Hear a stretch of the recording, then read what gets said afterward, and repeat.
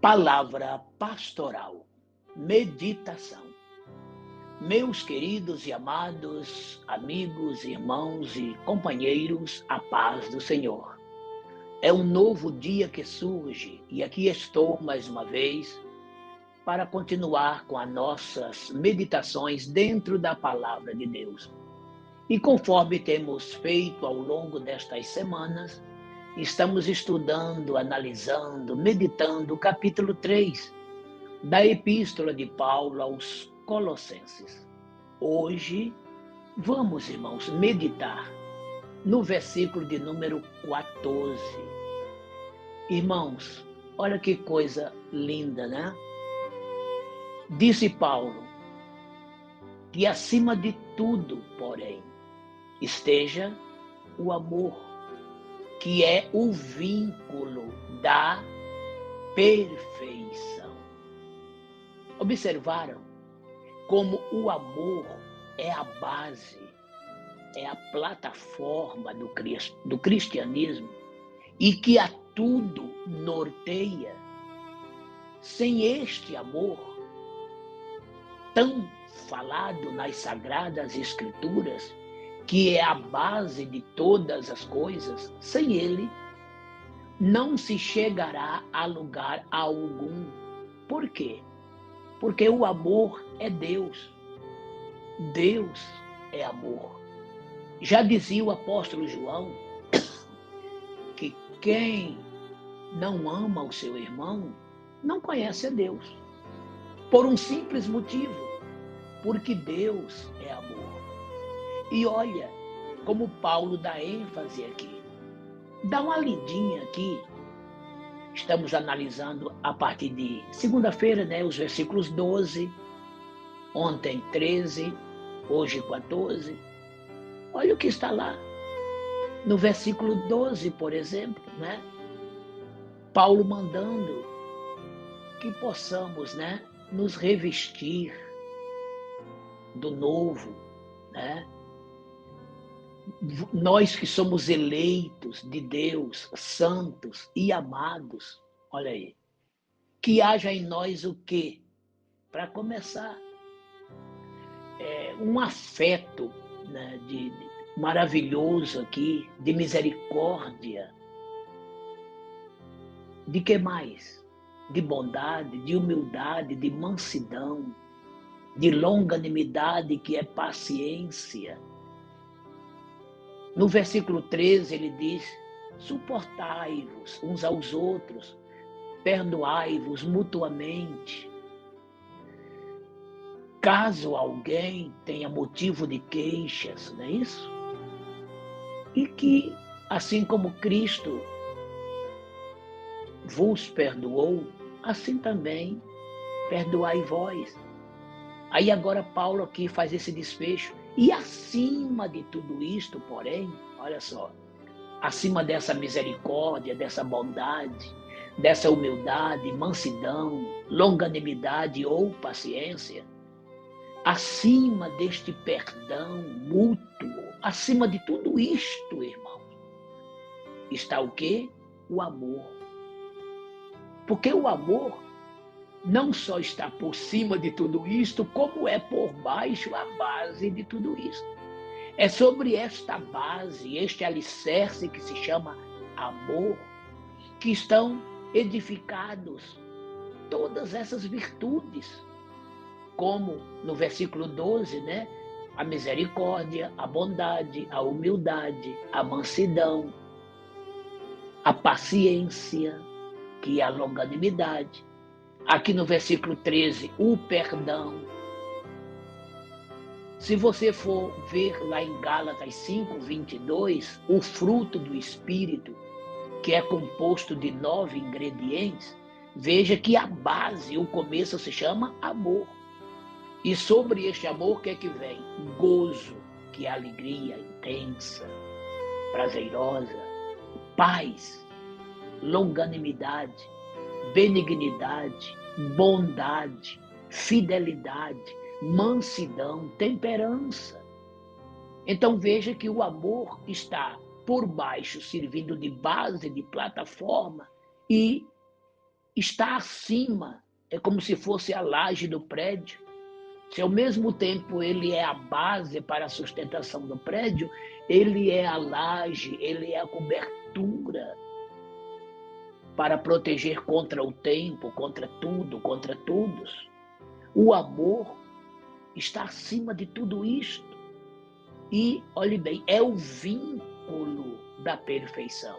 Esse vínculo aqui, irmãos, é um elo. Pense numa corrente, né?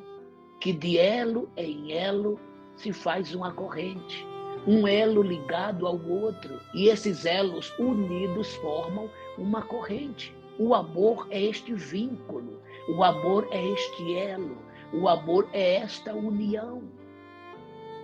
Ó, quão suave é que os irmãos vivam em união. E essa união aqui, o vínculo é amor. O elo é amor. Então a união aqui é um vínculo. A união aqui é o elo. Dentre os irmãos que formam a corrente do amor.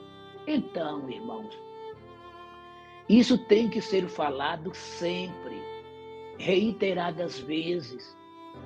Temos que ter a real consciência que sem amor não há cristianismo. Sem amor, tudo é falho, nada é válido. Sem amor, não se chega a lugar algum. O verdadeiro amor, que não pode ser em palavras, que não pode ser de lábios, mas que tem que ser exteriorizado em ações, em comportamentos expressos. Essa é que é a verdade. Em que nível se encontra o teu amor? Como que você ama? O que você entende do amor? Você o pratica? Me lembro agora, após a ressurreição, vocês se lembram? Quando Jesus se aproxima de Pedro, está lá no capítulo 21, leia lá. Pedro havia negado a Jesus. Pedro se sentiu muito envergonhado, constrangido. E de repente, Jesus se aproxima dele. Jesus se preocupou com Pedro. Tanto é que quando ele ressuscitou, que ele se encontrou com aquela mulher lá no túmulo, né? Ele mandou um recado: avise a Pedro e aos demais. Veja que Jesus sabia que Pedro o havia negado. Jesus sabia que Pedro estava amargurado, profundamente arrependido, envergonhado, constrangido. Então, Jesus vai ao encontro dele. E Jesus pergunta: Pedro, tu me amas? Pedro disse: te amo, Senhor. Pedro precisava ser confrontado para ele avaliar, dimensionar, medir até que ponto ele amava o Senhor Jesus. Que amor era aquele que logo o fragilizou diante de uma determinada situação que o levou a negar a Jesus? Então, aquelas perguntas de Jesus a Pedro era para fazê-lo refletir, entender sobre o amor, porque quem verdadeiramente ama se sacrifica, como Jesus se sacrificou por ele e por todos nós. Quem verdadeiramente ama se doa ao ponto até de morrer para salvar a outros. Quem verdadeiramente ama se sacrifica para beneficiar a outros, mesmo que aqueles outros não sejam sequer seus amigos, até inimigos, porque quem ama não vê nível de relacionamento. Então, Jesus por 3 vezes fez essa pergunta, né? Pedro, tu me amas? Veja que num primeiro momento, eu te amo, Senhor. Ele deu um tempinho. Pedro, tu me amas? Ó, Senhor, eu te amo. Então, o que é que Jesus queria dizer? Pedro, você não está no ponto ainda que eu quero. Pedro, você não está refletindo o que eu estou te perguntando, o que é o amor. Em outras palavras, se tu me amas, por que fizestes aquilo? Por que me negastes? Mas Jesus não queria de maneira nenhuma, não é, envergonhá-lo mais do que ele já estava. Veja que no terceiro momento, Pedro, tu me amas, ele se toca. Aí ele se auto-pergunta, ele reflete, e ele diz: Senhor, tu sabes que eu te amo. Em outras palavras, me perdoe, eu te neguei. E aquela intrepidez de Pedro, né? Que disse que não o negaria. Lá atrás, falou até ousadamente. E Jesus disse: olha, Pedro, nesta noite, antes que o galo cante, 3 vezes me negarás. E tem até uma expressão em um dos evangelhos que Jesus chega até enumerar a quantidade, né? Antes que o galo cante 2, 3 vezes me negarás. Então veja, irmãos, que não adianta falar de maneira labial, aparente. Eu amo, eu te amo. Jesus quis mostrar isto a Pedro. Qual era o nível do amor de Pedro? Num dado momento, o nível ficou tão baixo que Pedro negou a Jesus. E veja que a partir dali, após a ressurreição de Cristo, e depois isso se consolidou no dia de Pentecostes, quando Pedro foi batizado com o Espírito Santo, aquele homem duvidoso que chegou a negar, que ao mesmo tempo era tão ousado, sangue quente, mas que lá no pátio negou a Jesus, agora tornou-se aquele apóstolo cheio do Espírito Santo, e que na sua primeira pregação, ungida pelo Espírito, quase 3.000 almas se renderam aos pés de nosso Senhor Jesus Cristo. Então, que aquelas perguntas que Jesus fez a Pedro, leia lá no capítulo 21 de João, nos primeiros versículos, que estas perguntas venham a mim e a ti. Verdadeiramente amamos a Jesus, amamos a Ele, Ele está a nos perguntar: tu me amas? Tu me amas? Tu me amas? E o que você está respondendo para Ele? Mas não responda de maneira impensada, como disse Pedro nas 2 primeiras vezes. Sim, Senhor, eu te amo, eu te amo. Mas reflita como Pedro refletiu na terceira vez. Senhor, tu sabes. E verdadeiramente Jesus sabe, porque ele é onisciente. E ele disse lá às igrejas da Ásia Menor: eu conheço tuas obras. Ele é onisciente, ele conhece. Então, que o teu amor não seja expressado em palavras, eu te amo, mas que seja expressado em ações, e tendo a consciência que Jesus de tudo sabe.